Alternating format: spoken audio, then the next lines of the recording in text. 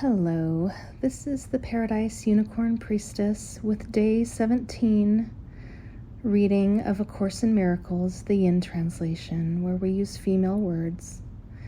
This would be January 17th if you were starting at the new year. We are in Chapter 3. The name of Chapter 3 is The Innocent Perception, and this section is called Atonement Without Sacrifice. A further point must be perfectly clear before any residual fear still associated with miracles can disappear. The crucifixion did not establish the atonement. The resurrection did. Many sincere Christians have misunderstood this. No one who is free of the belief in scarcity could possibly make this mistake. If the crucifixion is seen from an upside-down point of view, it does appear as if God permitted and even encouraged one of her children to suffer because she was good. This particularly unfortunate interpretation, which arose out of projection, has led many people to be bitterly afraid of God.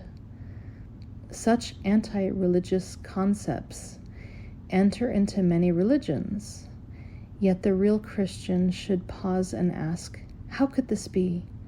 Is it likely that God herself would be capable of the kind of thinking which her own words have clearly stated is unworthy of her child? The best defense, as always, is not to attack another's position, but rather to protect the truth. It is unwise to accept any concept if you have to invert the whole frame of reference in order to justify it. This procedure is painful in its minor applications and genuinely tragic on a wider scale. Persecution frequently results in an attempt to justify the terrible misperception that God herself persecuted her own child on behalf of salvation. The very words are meaningless. It has been particularly difficult to overcome this because, although the error itself is no harder to correct than any other, many have been unwilling to give it up in view of its prominent value as a defense. In milder forms, a parent says, "This hurts me more than it hurts you," and feels exonerated in beating a child. Can you believe our mother really thinks this way? It is so essential that all such thinking be dispelled, that we must be sure that nothing of this kind remains in your mind. I was not punished because you were bad. The holy benign lesson the atonement teaches is lost if it is tainted with this kind of distortion in any form. The statement, "Vengeance is mine, saith the Lady," is a misperception by which one assigns her own evil past to God. The evil past has nothing to do with God. She did not create it, and she does not maintain it. God does not believe in retribution. Her mind does not create that way. She does not hold your evil deeds against you. Is it likely that she would hold them against me? Be very sure that you recognize how utterly impossible this assumption is and how entirely it arises from projection. This kind of error is responsible for a host of related errors, including the belief that God rejected Eve and forced her out of the Garden of Eden. It is also why you may believe from time to time that I am misdirecting you. I have made every effort to use words that are almost impossible to distort, but it is always possible to twist symbols around if you wish. Sacrifice is a notion totally unknown to God. It arises solely from fear, and frightened people can be vicious. Sacrificing in any way is a violation of my injunction that you should be merciful, even as your mother in heaven is merciful. It has been hard for many Christians to realize that this applies to themselves. Good teachers never terrorize their students. To terrorize is to attack, and this results in rejection of what the teacher offers. The result is learning failure. I have been correctly referred to as the Lamb of God who taketh away the sins of the world. But those who represent the Lamb as blood-stained do not understand the meaning of the symbol. Correctly understood, it is a very simple symbol that speaks of my innocence. The lion and the lamb laying down together symbolize that strength and innocence are not in conflict, but naturally live in peace. Blessed are the pure in heart, for they shall see God, is another way of saying the same thing. A pure mind knows the truth, and this is its strength. It does not confuse destruction with innocence, because it associates innocence with strength, not with weakness.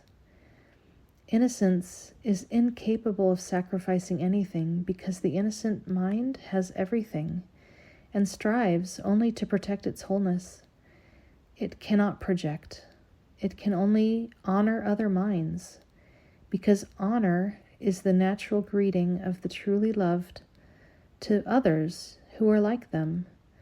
The Lamb taketh away the sins of the world in the sense that the state of innocence or grace is one in which the meaning of the atonement is perfectly apparent. The atonement is entirely unambiguous. It is perfectly clear because it exists in light. Only the attempts to shroud it in darkness have made it inaccessible to those who do not choose to see. The atonement itself radiates nothing but truth. It therefore epitomizes harmlessness and sheds only blessing. It could not do this if it arose from anything but perfect innocence.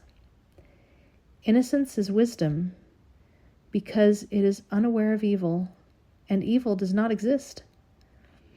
It is, however, perfectly aware of everything that is true. The resurrection demonstrated that nothing can destroy truth. Good can withstand any form of evil, as light abolishes forms of darkness. The atonement is therefore the perfect lesson. It is the final demonstration that all the other lessons I taught are true. If you can accept this one generalization now, there will be no need to learn from the many similar lessons. You are released from all errors if you believe this. The innocence of God is the true state of the mind of her child. In this state, your mind knows God. For God is not symbolic, she is fact. Knowing her child as she is, you realize that the atonement, not sacrifice, is the only appropriate gift for God's altar, where nothing except perfection belongs. The understanding of the innocent is truth. That is why their altars are truly radiant. Lesson 17. I see no neutral things. This idea is another step in the direction of identifying cause and effect as it really operates in the world. You see no neutral things because you have no neutral thoughts. It is always the thought that comes first, despite the temptation to believe that it is the other way around. This is not the way the world thinks, but you must learn that it is the way you think. If it were not so, perception would have no cause, and would itself be the cause of reality. In view of its highly variable nature, this is hardly likely. In applying today's idea, say to yourself, with eyes open, I see no neutral things because I have no neutral thoughts. Then look about you, resting your glance on each thing you note, long enough to say, I do not see a neutral blank, because my thoughts about blank are not neutral. For example, you might say, I do not see a neutral wall, because my thoughts about walls are not neutral. I do not see a neutral body, because my thoughts about bodies are not neutral. As usual, it is essential to make no distinctions between what you believe to be animate or inanimate, pleasant or unpleasant. Regardless of what you may believe, you do not see anything that is really alive or really joyous. That is because you are unaware as of yet of any thought that is really true and therefore really happy. 3 or 4 specific practice periods are recommended, and no less than 3 are required for maximum benefit, even if you experience resistance. However, if you do, the length of the practice period may be reduced to less than the minute or so that is otherwise recommended.